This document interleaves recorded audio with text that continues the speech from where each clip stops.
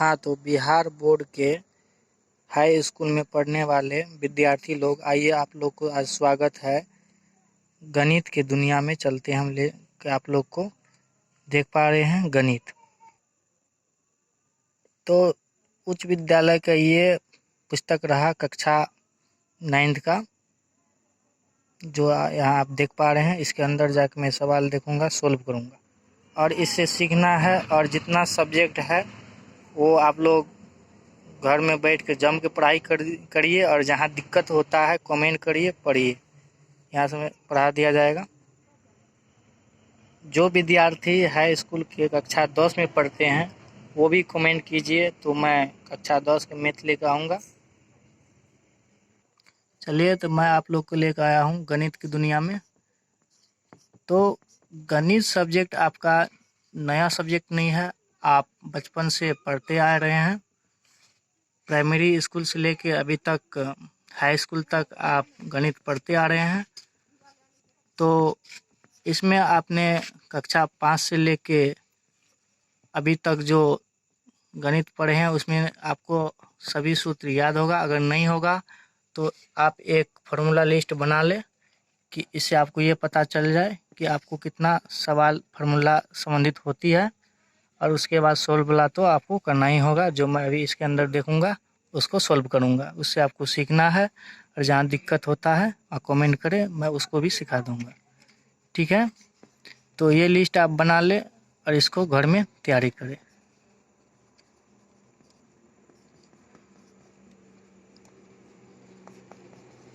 Mathematics formula.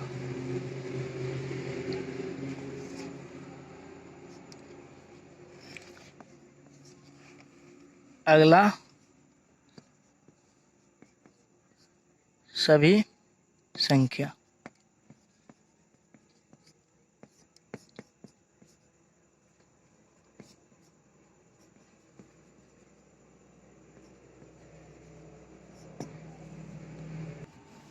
तो संख्या में आप लोग ने पढ़ा होगा, क्या पढ़ा होगा कि प्राकृतिक संख्या, पूर्ण संख्या, आभाज्य संख्या, परमेय संख्या, अपरमेय संख्या, वास्तविक संख्या या पूर्णांक संख्या, ये सारे संख्या आप पढ़े होंगे। तो चैप्टर 1 में जो आपका यही संख्या के बारे में है, जो मैं यहाँ दिखा देता हूँ। तो आप सबसे आग्रह है कि मैथ शुरू करने से पहले आप जो है ये 2 लिस्ट जो है आप बना ले, तैयारी कर लें। तो चलिए शुरू करते हैं। तो देख पा रहे हैं प्रश्नावली 1.1 में जो दिया हुआ है, 1 नंबर, क्या शून्य एक परमेय संख्या है? क्या इसे आप p/q के रूप में लिख सकते हैं, जहां p और q पूर्णांक संख्या और q बराबर 0 नहीं है? तो आपने पढ़ा 1 नंबर सवाल।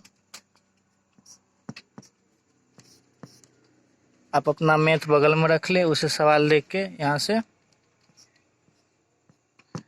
1 नंबर में है कि 0 जो है परमेय संख्या है या नहीं है। तो परमेय संख्या होता है वैसी संख्या जो p/q के रूप में लिखा हो। कैसे लिखा हो? p/q के रूप में। और इस q जो बराबर है, ये q बराबर नहीं, इसको करेंगे बराबर नहीं हो 0। तो q बराबर 0 ना हो तो p बराबर 0 तो हो सकता है ना। तो यहाँ चलिए हम इसको लिखेंगे, तो 0/1 लिखेंगे।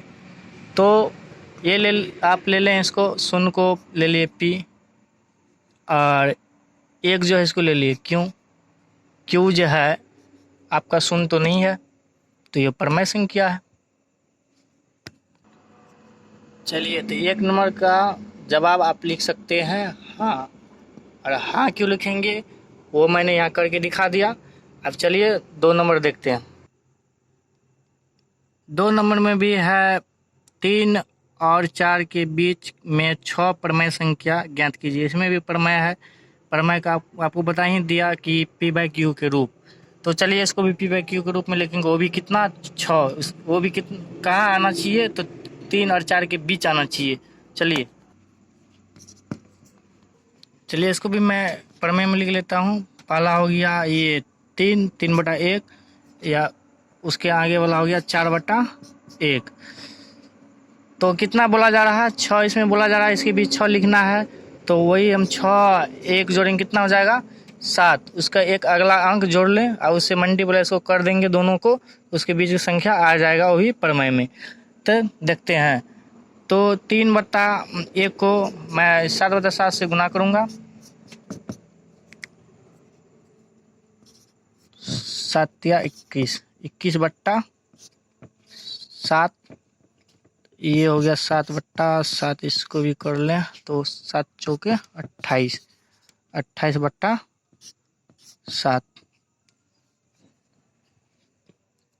तो ये तो हो गया आपका 3 वाला, ये 4 वाला। तो इसके बीच में आने वाला इसे आगे मैं लिखूंगा और इसे पहले ही छोड़ दूंगा। तो चलिए लिखते हैं। तो 21 है तो 22/7, 23/7। तो ये देखिए 28/7 से पहले ही छोड़ दिया मैंने यहाँ पर 27/7 लिख के। तो यहाँ तक में आपका ये जो है 6 गो पुर जाएगा। 6 गो इसके बीच ही बोला था, तो इसका बीच वाला हो गया। इससे पहले वाला आपका ये रहा जो है यहाँ 28/7। इसके बाद इससे पहले जो आपका ये रहा 21/7, इसके बीच में है ये सारा प्रमेय। ठीक, ऐसे आप बना सकते हैं। जितना अंक बोले उतना आप एक ऐड करके उतना बटे उतना से आप जो है गुना करके वही संख्या में दोनों में, कम वाला में और लास्ट वाला में करके कर देंगे। चलिए अगला सवाल देखते हैं। तीसरा नंबर है 3/5 और 4/5 के बीच 5 प्रमेय संख्या ज्ञात कीजिए। वेरी सिंपल, फिर वही है। तो उसी कंडीशन से हम करेंगे। कितना बोला जा रहा है यहाँ 5, 3 नंबर में 5 गो इसके बीच लिखना है। कितना 5। तो मैंने बताया था 5 1 जोड़ देंगे, कितना हो जाएगा 6। तो आपका पहला संख्या था 3/5 गुना 6/6 और 4/5। ये सवाल है ना, 4/5 गुना 6/6। तो फटाफट करिए। देख पा रहे हैं जो ये 18/30 और 24/30 हुआ, इसके बीच लिख देंगे 5, दोनों के बीच।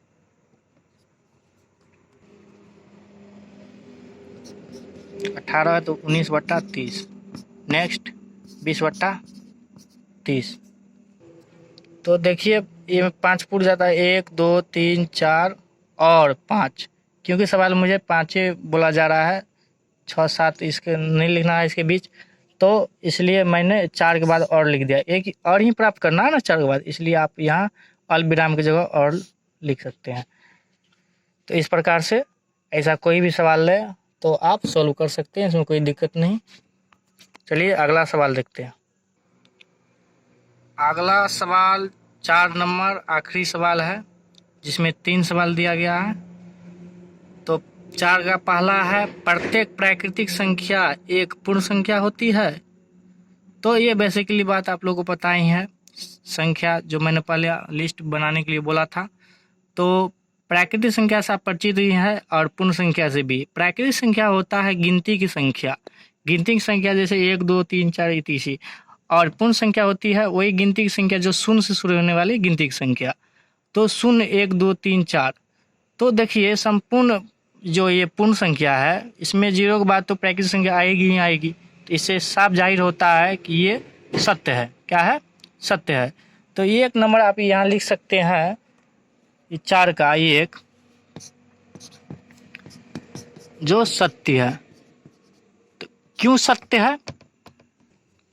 प्राकृतिक संख्या 1 2 3 4 etc। और पूर्ण संख्या 0 तब 1 2 3 4 etc इस प्रकार का इसका कोई अंत ही नहीं है, तो इसे आगे बढ़ते रहेंगे। तो ये देखिए आपका ये प्राकृतिक संख्या, इस शून्य के बाद जो है आपका सभी समीकरण जो है आपका ये प्राकृतिक संख्या में ही जा रहा है ना, तो सत्य ही होगा ना।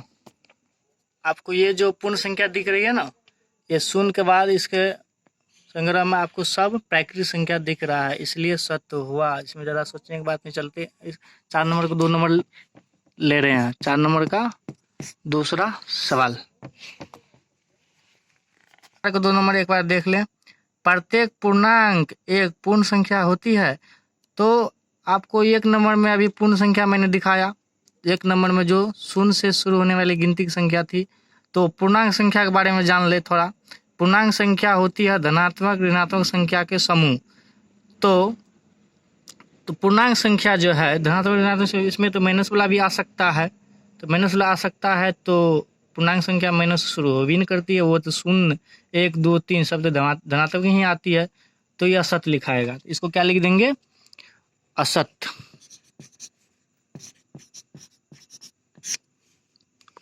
उदाहरण के लिए आप जो है लिख सकते हैं -3 और -2 इस प्रकार, -1 ये सब जो है आपको पूर्णांक में कभी नहीं आ सकता।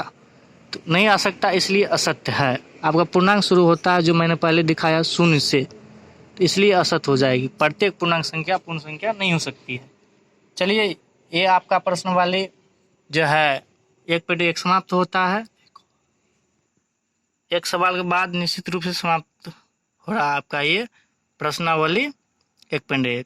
तो एक सवाल क्या है, 4 नंबर का तीसरा नंबर जो है आपका ये सवाल आपको दिख रहा है। जो प्रत्येक परिमेय संख्या एक पूर्ण संख्या होती है, तो प्रत्येक परिमेय संख्या जो है, तो 4 का जो है आखिरी आपका सवाल जो 3 नंबर, तो परिमेय संख्या से भली भांति आप लोग परिचित है कि वो p/q के रूप में होता है।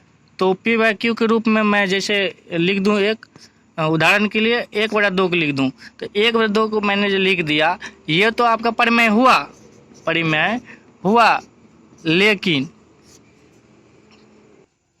लेकिन 1/2 जो है आपका ये पूर्ण संख्या नहीं हुआ। पूर्ण संख्या से भली भांति परिचित है। अभी मैंने ये 1 नंबर इसका बताया था 4 का, जिसमें ये आपको कहीं देखने को नहीं मिला 1/2 कि 2/3 इस प्रकार से, या 1/3 इस प्रकार से आपको देखने को कहीं नहीं मिला। वो आपको 0 1 2 3 इस प्रकार से है, इसलिए ये भी आपका जवाब लिखाएगा असत्य। तो कारण ये लिख देंगे असत्य है, कारण मैंने आपको बता ही दिया, उदाहरण के ये दे दें उदाहरण के लिए, तो ये जो है आपका पूर्ण संख्या नहीं होगा, कारण ये लिख सकते हैं। ठीक है, मिलते हैं अगले वीडियो में। वीडियो पूरा देखने के लिए बहुत बहुत धन्यवाद।